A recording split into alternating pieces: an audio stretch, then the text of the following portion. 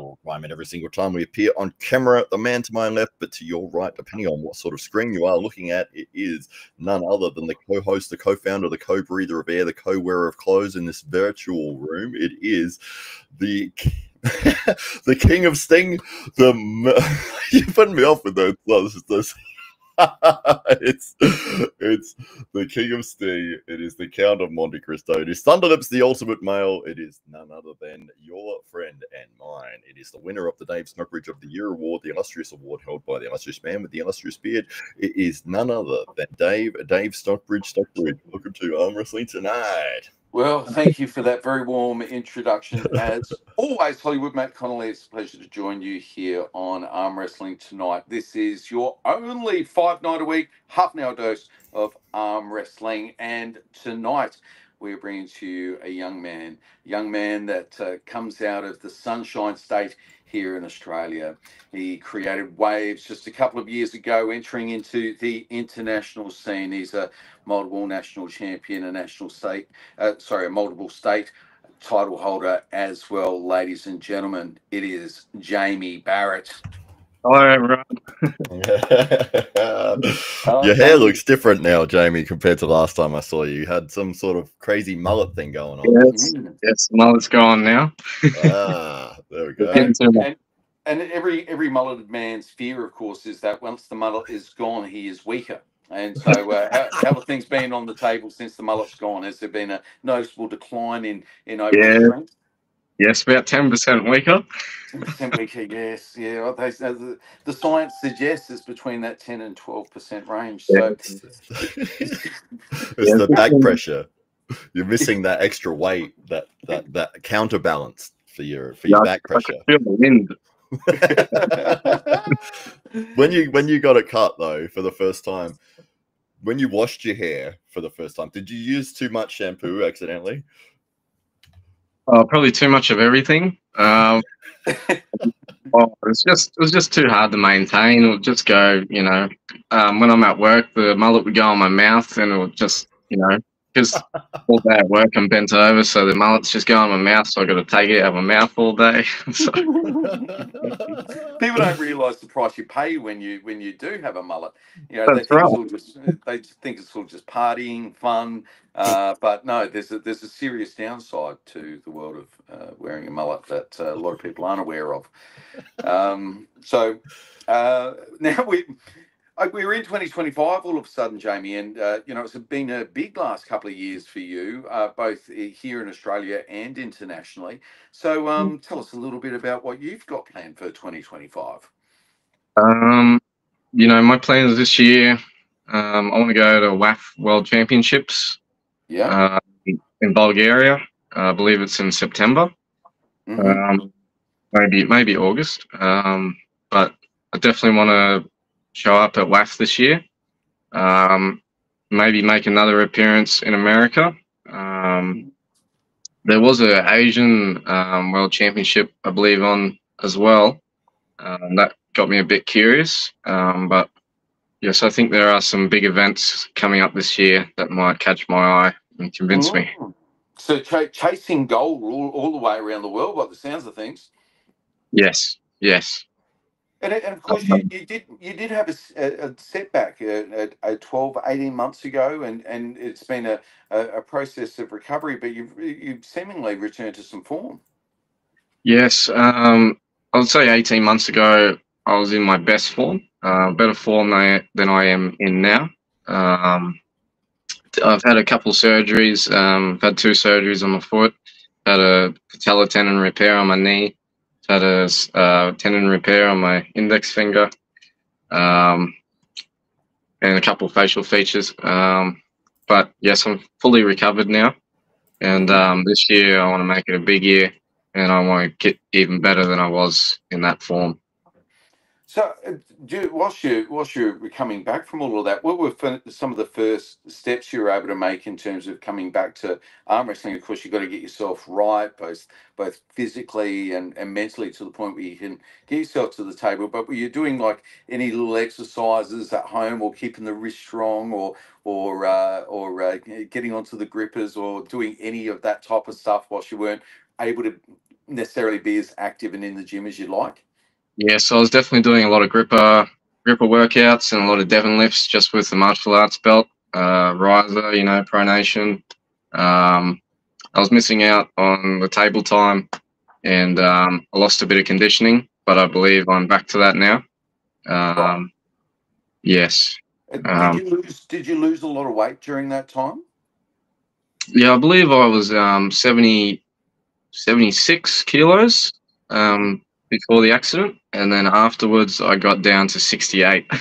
Wow, wow, and was that just through that is just kind of atrophying, not being able to get in the gym and get remain as active? Was that pretty much it, or was it just diet or combination of all of those things? Yeah, I lost a lot of weight, and I was kind of in a dark headspace at the time. Lost a lot of muscle because my legs were heavily affected. I definitely lost more than half the size of my legs, so that probably contributed to a lot of the weight. Yeah. Yes, and just lost overall gains, but we are back now.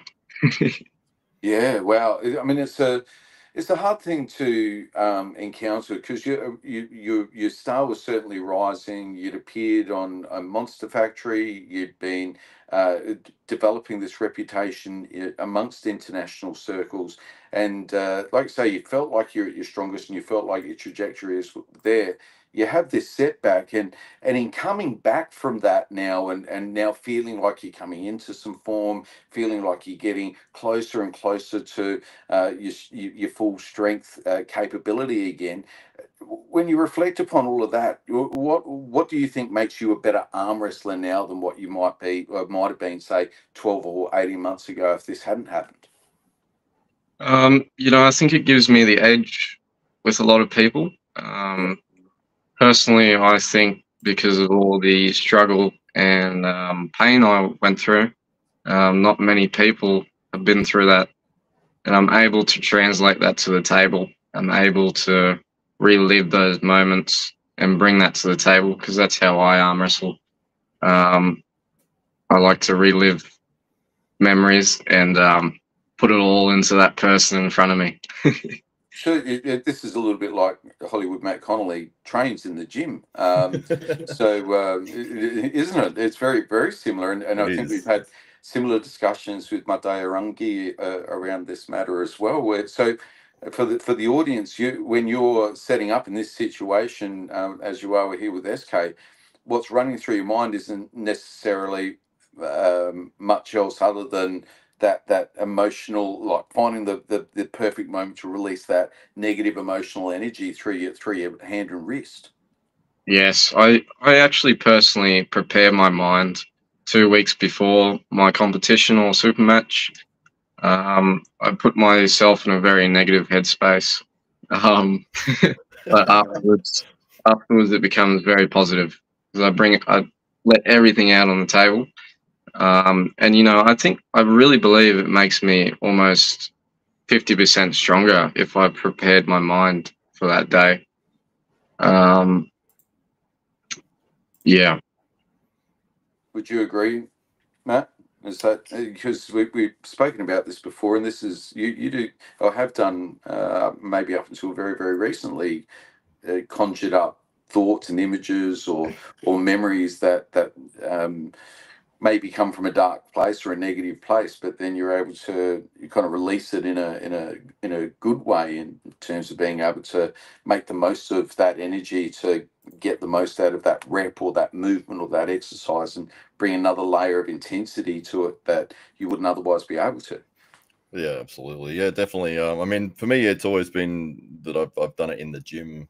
I've tried utilizing it in arm wrestling, but it's just different because it's like another person that I'm now conjuring up horrible thoughts towards, and I don't like that. Especially if I win, I feel really guilty that I thought about killing that person hundreds of different ways. Do you know what I mean? Like that's extreme. Like that's how extreme the aggression gets. So and I don't want to do that. Like I want to enjoy having a match with somebody and not have to be thinking about horrendous you know, situations and stuff. So I'll save that for the gym. Because I don't get motivated in that same way. And can I ask, I can understand if you can get yourself worked into that and you live in that negative emotional state by the sounds of things, Jamie, for like some time before you match, and then you're in that highly emotionally charged moment where you're competing with another human being who's maybe just as strong or stronger than you, and you just never quite know until the end of the match. What obviously when you win, there's that euphoria and that sense of like overcoming the almost insurmountable. But what happens when you lose? It gives me more fire, more fuel to the fire. Yeah. You know, this is something I translate with my gym workouts as well. Just like Matt, you know, in the gym, it allows me to get stronger a lot quicker. But as of late, it really hasn't been working. So I've actually been trying a different approach, a spiritual approach. I like to do a prayer because sometimes I try to put myself in this terrible mind space, and it hasn't been working. And I'm definitely not as emotional or angry as I used to be since my accident. Yeah. So now I've actually become quite spiritual, and I like to do a prayer instead. And it's like I get goosebumps down my whole body, and I just feel like I have to beat this person, you know, because I'm really trying to reach the highest level I can, and I, you know, I believe I'm more driven than a lot of people. Mm-hmm. So what came first for you then? Was it that you just had this feeling now that that motivation from that dark place isn't really doing it for you anymore, so I'll look for something else? Or was it the other way around, where that something else, where God's spoken to you or calmed your soul, and is kind of now trying to find other ways in order to bring about that winner's energy, but without having to go into that dark place? Yeah, you know, if you use the same strategy every single time, especially an angry, almost psychotic approach, it's not going to work every single time. It's just not. There's going to be days where you're just having an amazing day, and you just can't put yourself in that state. Yeah. So you know, before that time, before my accident, I didn't believe in God.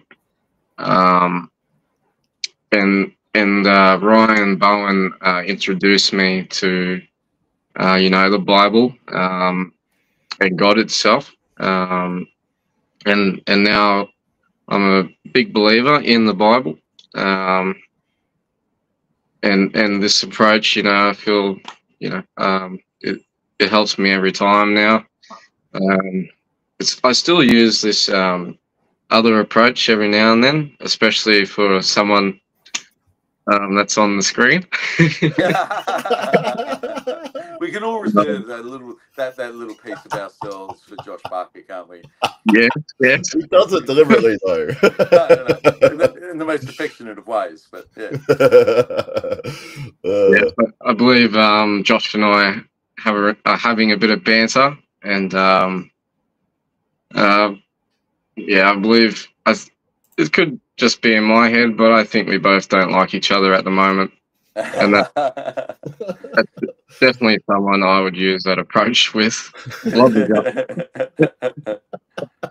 And is there a super match on the horizon with Josh, do you feel, or is that something that's got to wait for towards the end of the year, do you think? Yeah, Josh has been messaging me a fair bit since his ban. Mm-hmm. I personally didn't want to take the risk of getting myself banned. Yeah. but I know his ban finishes in April, I think. And I definitely want that match this year. I think it's unfair to Josh if I don't give him a match, especially him claiming he's the best in the country, or Oceania, and I claim the same title. He just hasn't been able to prove himself in the past 3 years. Well, this sounds like a promoter's dream, Hollywood Matt Connelly. Two of the best at 75 kilos coming together across an AWE table. Sounds like something that arm wrestling fans around the world will be salivating over, surely. Oh, absolutely, yeah. I'd love to see it.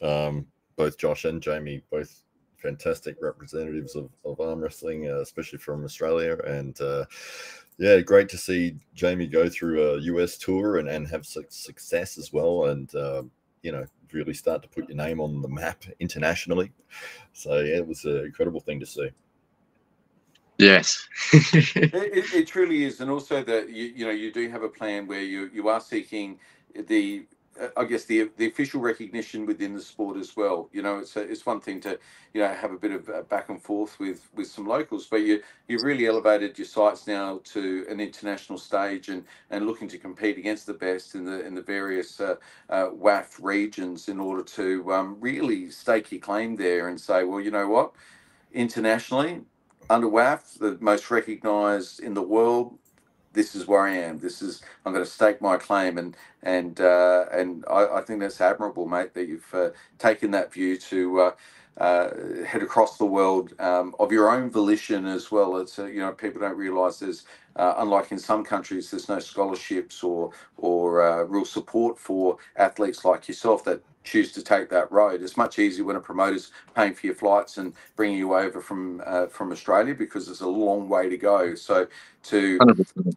pay your own way to come from Australia to go to any of these countries is a huge financial impost, and on top of that, the time that it takes you to get there, and it's just not worth going for a day or overnight or a day or two. You really, you know, if you're there, you're probably there for a few days, because if you're going to compete against the best in the world, you've got to spend a day or two to get acclimatized, get used to where you are, know where you're staying, make sure you're getting good sleep and hydrated, you're all ready to go and prepared for taking on the best in the world. And you can't just do that by flying in and flying out and doing yourself justice that way. So it's very hard for Australian arm wrestlers in particular to make that journey. Have you got sponsors on board, or how are you looking to get support for this so that you can continue to represent Australia around the world? You know, with my recent America trip, that was funded from a raffle I did the year beforehand, and a lot of people have been helping me with my flights, and I just sort out my own accommodation, or I'm, you know, able to find someone I'm able to stay with. You know, arm wrestlers are very nice people, and a lot of arm wrestlers just welcome you into their home without even meeting you. And, you know, you could be a really bad person or steal their stuff. And, you know, they just trust you straight away because you're a part of arm wrestling. It's kind of amazing. The community really does support its own. Yeah. It's certainly what Matt found in India. Yes, stole lots of things from many people in India. No. No, it was great. I mean, I've had that same experience. Just looking at some of the highlights here, you and Dallas Langston here over in America. But yeah, the community around the world has just been so giving, so friendly, so welcoming. You know, regardless as to where it is, whether it's in Ireland or whether it's in India or America or anywhere, it's the same thing. Everyone wants to jump on with you and get on the table, or just talk to you, or be friendly, or be nice. And yeah, it's such an amazing thing to experience. Yeah, it's like one big family, you know. I've met some amazing people through my trips. Some of my favorite people today. Someone like Harold Ryden, who I've been staying with in my USA trips. He's an ex-world champion, and he's the best guy I've ever met, for sure. Wow. you know, he's had matches with Cobra Rhodes and stuff before. But Wow. yeah, not many people know who he is, but he's a great guy. And without those people, I wouldn't have the recognition I have today. There So, you go. mate, you're a young man. What have been the career highlights so far? Career highlights: beating Vosgen Sohoygen, 3-time WAF world champion. You know, he's a bit older now, and I'm aware of that. But being able to, you know, I lost to him in the finals when I was 16, and then, you know, I went back over for the same event last year, and I was able to pull off the win. And I could see that really hurt Vosgen's. I don't want to disrespect him, but I'm going to say ego. Yeah, he's definitely one of the highly respected people I've beaten. And then, you know, I've beaten Germany's #1 guy, Kevin Barrett, I think his last name is, #1 in Germany. And then, you know, I think my favorite guy that I've gotten a stop on was the Georgian world champion in Turkey. I recently watched him do an after pool video with Daniel Ustinov, the current East vs West world champion. And I would probably put that Georgian guy as the favorite, to be honest. Wow. Yeah. Well, yeah, you can see here the win you've got over a 3-time WAF world champion, Vazgen Soygen. And he rolled through him too. I mean, it was pretty comfortable. How are you feeling? Like, so this is the finals, is it? Or is this still part of the tournament? So that was earlier in the tournament. And, you know, there's a backstory to this. A couple of days beforehand, I actually went to Mendy's gym in LA. And I was gripping up with Vosgen the whole time. And I wasn't giving him anything. And he was just destroying me. And he thought I was really trying. Because Harold told me to not show him anything. And then I got up here on the day, and he's like, "What do you want? You want ref grip? You want strap?" And I said, "Strap, ref grip." I got exactly what I wanted, and you know, I got the perfect strap, and he didn't expect it one bit. So right here, you're about to get the start. You've got the exact setup that you want. Tim Talmadge is refereeing as well there.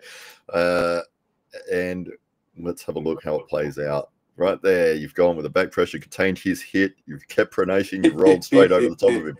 He's thinking, what just happened? How did that happen? His face there, he's just like, hang on a second, that wasn't supposed to happen. I got psyched out by this kid. Thanks to Dallas Langston and Jamie Sheldon, they told me how to beat Vosgen, and I did exactly what they told me, and it worked. Wow. Great guys to have in your corner. Yes. And you've really met everybody, pretty much, all the big names in the sport now. They've all got a soft spot in their heart for you. Yeah. Yes, I've almost met everyone. Been adopted by the world of arm wrestling. That's well and truly the case. Yeah. When I was in Turkey, I got to meet, you know, people I've looked up to, because I got introduced to professional arm wrestling on YouTube when I was 12, you know, and that was before I hit a table or anything. And now I'm 19, and one of the first people I watched was Frodo Horglund and Devin Larratt, and you know, I finally got to meet Devin Larratt in Turkey, and you know, there's a really funny story. I'm not sure if I'm comfortable telling it, but I did something extremely embarrassing next to Devin, and yeah, so it was just really cool to meet those guys. And I had Bozidar Simonov steal my trophy, and I had to go pick it up the next day. Oh, he took yours by accident, did he? Oh, I left it downstairs because I was too drunk. Bozidar picked it up. So. That's nice of him. There's this random trophy sitting here. Did it have your name on it? How did he know it was yours? I think he saw me leave it there, and then I had to go to his room the next day, and he was staying with Sasha Andreev, so I got to talk to them for a little bit. Sasho is like a really angry bulldog. He doesn't talk much. He just you can see the angry look on his face. Yeah. Well, he wasn't the friendliest guy. So, Hollywood Matt Connelly, we're getting to the 25-minute mark. Should we turn our attention to the comments? Yeah, absolutely. Yeah, so we've got French McGee, the siren, the singing arm wrestler. She likes to be known. She doesn't sing while she's arm wrestling, but she is a professional singer as well. So, yeah, she's jumped in here. We've got Lucky Wood from the what's the name of the chat? Oh, there we go. This is the Lucky Ones podcast. Fantastic. She does that on Saturday nights over in the US, looking to promote female arm wrestling. Does a fantastic job there. Has also lost a whole bunch of weight recently as well. She's looking tremendous. So she's doing really, really well. That's great. She says, what a comeback for you, Jamie. She was very impressed when we were showing your highlights there. And Jacob Tuxworth has jumped in and said, legends. Jacob is one of those men who may have filled your spot while you've been recovering. He's definitely stepping up in terms of his national ability and doing quite well at the Nationals most recently. He's one of those guys who wants to match with me again. I have the last super match win on him, and I think I won the one before that as well. I think he wants another shot, but that will happen sometime this year. Well, we heard it here, Jacob. There you go. You heard it here first. It's an exclusive. That's right. And Arm Gods, which may be Paul Maiden right at this, it may not. But it says Jave looks jacked, and he's got the Arm Gods thing from the 300 Spartans. And there we go.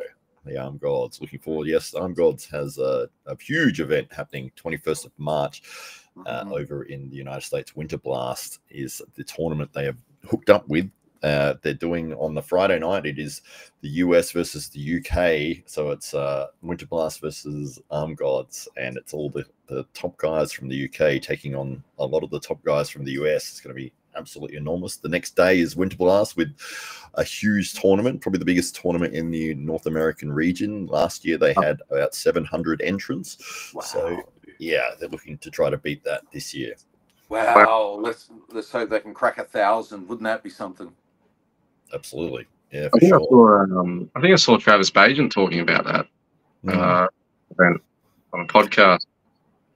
Yeah, it's going to be big. Yeah, 21st is the Friday night. That's the night where Arm Gods will be in. And then Saturday, which is the 22nd, is when the tournament is at the Valley Forge Casino Resort in Philadelphia.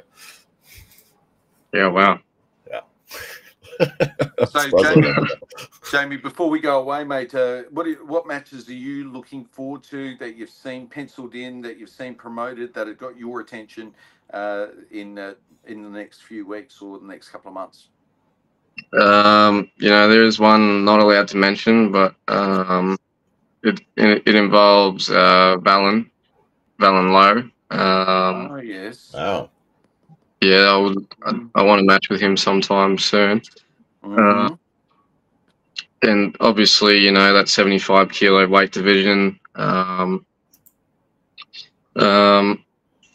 Just seeing where Hunter Knopfs is at as well. I did want that match for a while. I don't know if he's got on some of the sauce since, but just people in my weight category. And obviously the East vs West event coming up with Devon and Gennady. That's going to be really good for me. And Michael Todd versus Hermes. Who do you think's going to win that? I was asking everyone at training last night. Michael Todd or Hermes Gasparini? What's your pick? Hermes has got to be the favorite. He's bigger than last time they versed. He's, he's got the tools there to beat Michael, but Michael is in his looks like best form ever. And if Michael maintains his riser, I think he's going to get Hermes. So who did you actually pick then? Because you said good things about both of them. Yeah. I want Michael to win, but I'm going to say Hermes. Okay. All right. How are you calling it, Matt? I've got the same. Yeah, exactly the same. I think Hermes is going to be too much for Michael, but I would actually really like to see Michael get the win because I really want to see how he would go against Levan because the winner will get Levan.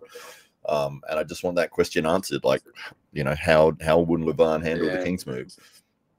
Mm-hmm. Yeah. Well, I think that's a trifecta. I just like Michael Todd more.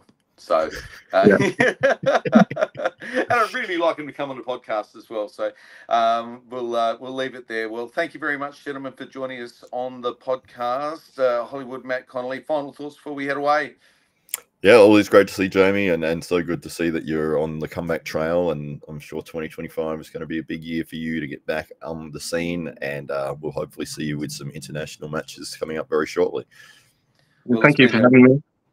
Well, it's been a real pleasure having you, Jamie, and thank you very much for joining us on the podcast. And to all of those people in the comments, as always, we love you and we thank you for tuning in. We can't wait to bring you tomorrow night's episode where we are bringing you Steph Sarah from Tahitian Arm Wrestling. So we're going to find out what's going on. If you don't know where Tahiti is at the moment, what I want you to do is just type it into your phone right now. Head over to Tahiti. You'll see it's about as close to Australia as it is to Peru. So it's like right there in the middle of the Pacific Ocean. They're only 3 hours, 3.5 hours time difference to us here, but they're another day away. They're the previous day. So this is going to be a fantastic opportunity to catch up on what's going on in the world of French Polynesian arm wrestling, and they're going to share with us a little bit more about what's going on in the Pacific more generally, as there's big things to be announced in the coming months. But Jamie, once again, thank you very much for joining us. Yeah, thank you for having me tonight. It's been a pleasure. I'm sure we'll talk again soon.